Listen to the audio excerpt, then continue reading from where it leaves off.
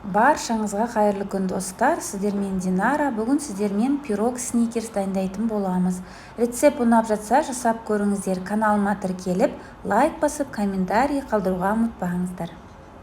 Ал енді достар, пирогымыздың тестасын дайындауға кірісейік. Бізге 400 грамм ұн керек болады, 8 грамм ұн қопсытқышы, 35 грамм какао, 1 жұмыртқа, 150 грамм қант, 250 грамм жұмсақ сары май қажет болады. Ең бірінші біз жұмыртқамыз бен қантымызды ағарғанша жақсылап миксерлеп алатын боламыз.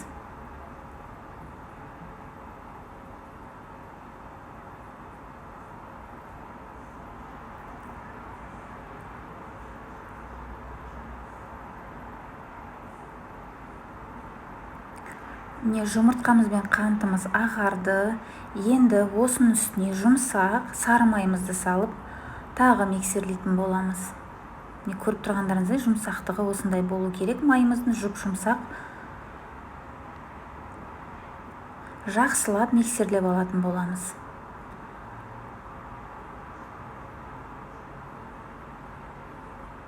Енді какаомызды қосамыз.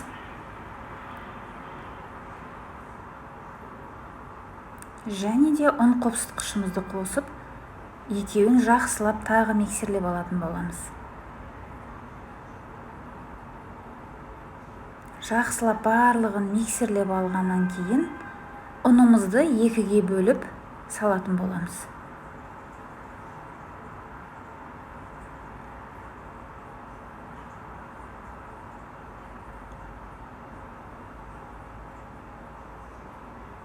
Ендігі екінші бөлігін салып, жақсылап араластырып аламыз. Міне тестамыздың барлығы жақсылап бірікті.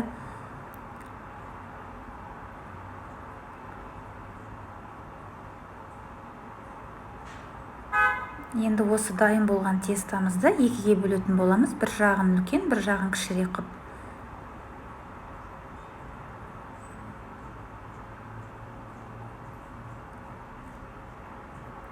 Үлкен жағын астына салатын боламыз. Міне менде осындай форма, асты алынатын форма болса жақсы болады.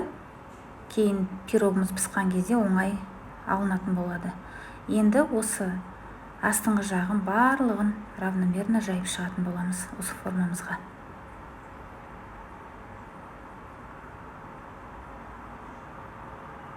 Міне барлығын равномерно жайып алдық. Ендігі кезекте біз начинкасын дайындайтын боламыз. Начинкасына бізге мынандай вареная сгущенка дептікін алсаңыздар өте жақсы болады дәмі. Және де соленый арахис аламыз 100 граммдай. Бұны сіздер ұсақтап турап алсаңыздар да болады жаңғақты. Енді жақсылап араластырып аламыз. Ал енді начинкамыз дайын. Енді осы тестамыздың үстіне барлығын салып, бірдей қылып жайып шығатын боламыз. Начинкамыз өте қою. Сгущенканың сапасы жақсысынан алсаңыздар, өте дәмді болып шығатын болады. Міне начинкамызды жайып алдық. Енді бағана алып қалған кішкентай тестамызды осы начинканың үстіне крошка қылып барлығын жайып алатын боламыз.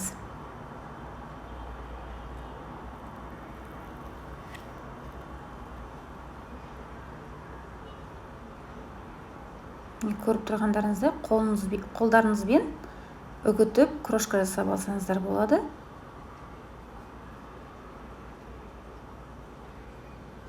Міне дайын болып қалды біздің пирогымыз. 150 градусте 35 минут духовкада пісіріп алатын боламыз. Мінекей пирогымыз пісіп дайын болды. 35 минут 150 градусте пісіп шықты.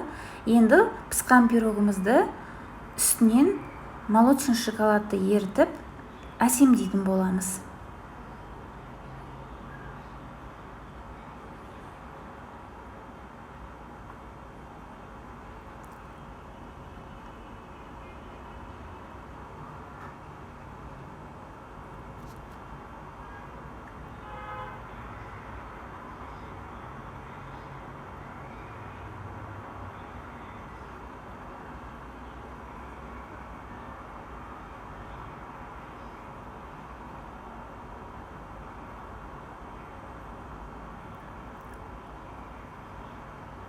Енді менде мынандай миндальный слайсы бар. Енді осымен шет-шетіне қойып жақсылап әсемдеп шығамыз. Өз қалауларыңыз свежий клубникамен, малинамен әсемдесеңіздер де болады. Міне болдық. Міне осындай дәмді пирог бізде шықты. Рецепт ұнап жатса жасап көріңіздер.